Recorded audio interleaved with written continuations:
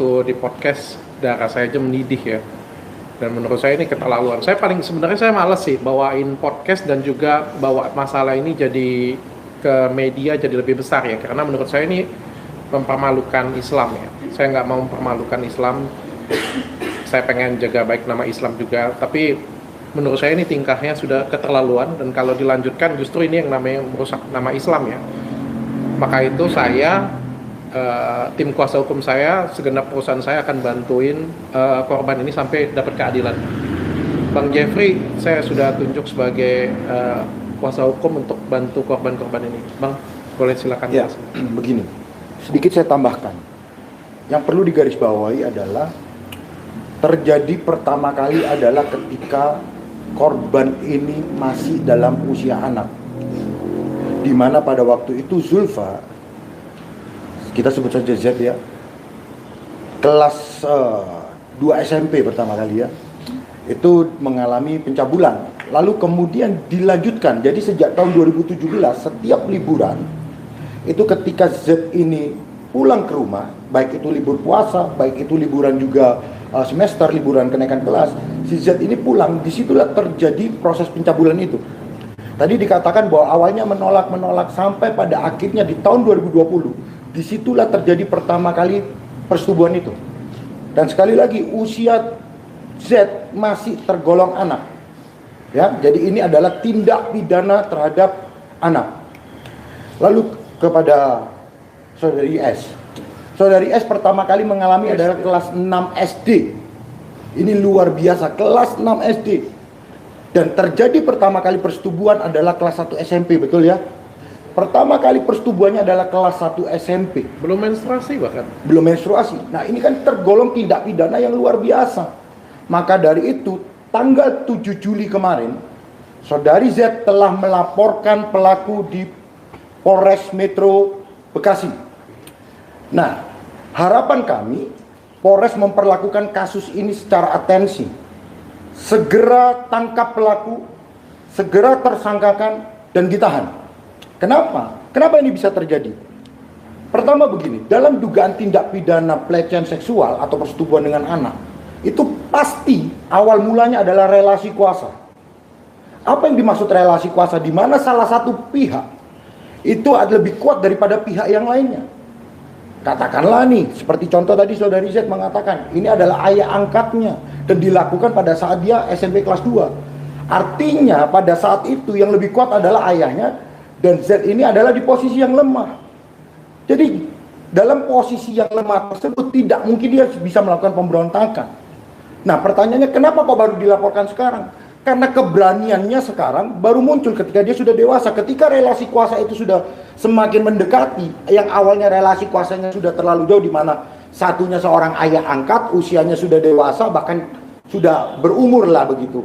Lalu kemudian saudari Z ini masih istilahnya anak-anak, tergolong usia anak. Di situ saudari Z tidak berani melakukan pemberontakan. Nah, pada akhirnya ketika saudari Z sudah tidak tahan lagi dengan perilaku tersebut, dilaporkan pada tanggal 7 Juli. Betul ya, dilaporkan tanggal 7 Juli. Pasal yang dilaporkan adalah Undang-Undang Perlindungan Anak dan Undang-Undang TPKS. Begini, dalam Undang-Undang Hak Asasi Manusia, ini berlaku internasional. Korban pelecehan seksual, saya ulangi, korban pelecehan seksual, apapun yang disampaikan dianggap benar karena dia merupakan korban. Tidak boleh dibantah, dikecualikan dapat dibuktikan sebaliknya. Saya ulangi ya, ini poin penting. Dalam hak asasi manusia, setiap korban pelecehan seksual, khususnya perempuan dan anak, wajib dianggap benar. Jadi ketika dia berstatement apapun mengenai apa yang peristiwa yang dia alami, itu wajib dianggap benar. Tidak boleh dibantah, dikecualikan dapat dibuktikan sebaliknya. Nah, mengapa saya menerima perkara ini? Pada waktu itu Dr. Richard menghubungi saya, kita berdiskusi di situ, ada beberapa bukti yang sudah ditunjukkan, dan menurut kami ini sudah memenuhi unsur. Kenapa? Karena ada bukti chat-chat, walaupun bukti chat itu belakangan baru dia miliki. Kenapa? Karena pada waktu itu dia sudah berpikir dewasa. Untuk membuktikan peristiwa ini, bukti chat itu masih tersimpan sampai hari ini. Isi bukti chatnya apa? Permintaan video itu tadi seperti yang diceritakan. Nah, lalu kemudian kita kembali ke Undang-Undang TPKS nih. Dalam undang-undang jelas sekali dikatakan begini, bahwa dalam undang-undang penghapusan kekerasan seksual itu satu pelapor sudah cukup jika didukung alat bukti yang lain. Jadi tidak perlu ada saksi lain, cukup satu pelapor saja didukung dengan alat bukti yang sah lainnya. Apa alat bukti yang sah lainnya? Tentu ada visum di situ. Yang kedua ada psikologis forensik. Sudah diperiksa keduanya ya. Berdasarkan dua alat bukti itu, psikologis forensik dan kemudian ada visum et repertum dan keterangan korban sendiri, maka ini sudah bisa dinaikkan ke penetapan tersangka dan bisa dilakukan penahanan. Karena sekali lagi itu syarat yang diberikan oleh Undang-Undang TPKS. Artinya sejak awal peristiwa ini, tindak pidana ini, dugaan tindak pidana ini sudah memenuhi unsur sejak awal dilaporkan begitu. Lalu kemudian yang perlu saya juga garis bawahi di sini, kenapa kok saya dengan Dr. Richard mau membantu kasus ini? Sekali lagi, kami berdiri atas nama kebenaran. Mungkin mereka ini adalah orang-orang korban-korban yang tidak bisa mendapatkan akses keadilan secara langsung. Mungkin ada hambatan-hambatan, karena sekali lagi, namanya korban itu perlu kita support. Nah, pertanggal 24 Juli, mereka berdua sudah menunjuk saya, tentu melalui Dr. Richard, menunjuk saya sebagai kuasa hukumnya.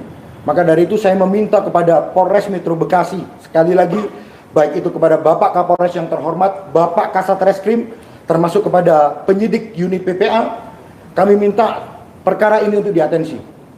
Segera tetapkan tersangka dan segera lakukan penahanan. Tujuannya apa? Mereka ini korban. Mereka tentu berharap pelaku segera ditahan. Kalau enggak, takut nggak sehari-hari ini? Kalau belum tahu nih, kalau katakanlah belum tahu bahwa pelaku ditahan, takut nggak? Ada ketakutan. Apa ketakutannya? Diancam dan Udah beberapa kali diancam juga sih. Sudah ada ancaman juga. Maka dari itu kami meminta sekali lagi, demi kebaikan daripada korban, tetapkan tersangka dan segera lakukan penahanan. Karena menurut saya sudah memenuhi unsur, alat buktinya juga sudah memenuhi. Satu pelapor dan satu alat bukti sah lainnya, yaitu berupa visum dan berupa psikolog forensik. Mungkin itu dulu, Dok. Kalau dari saya, penutup aja dari saya, kasus ini sudah saya bantu, saya dan tim saya pokoknya semuanya bantu full. Jadi bagi siapapun di luar sana yang pengen intervensi, yang pengen ganggu, ataupun yang pengen menyakiti korban, baik dari adik Z ataupun juga S, kalau kalian berani melakukan intervensi, kalian akan berhadapan juga dengan saya. Jadi siapapun yang gangguin mereka, siapapun yang ngancem kalian, kasih tahu statement saya, mereka juga akan berhadapan dengan saya. Karena kasus ini juga sudah saya bantu full, penuh. Tanpa biaya, yang saya inginkan cuma satu, mereka berdua dapat keadilan yang benar-benar. Itu aja.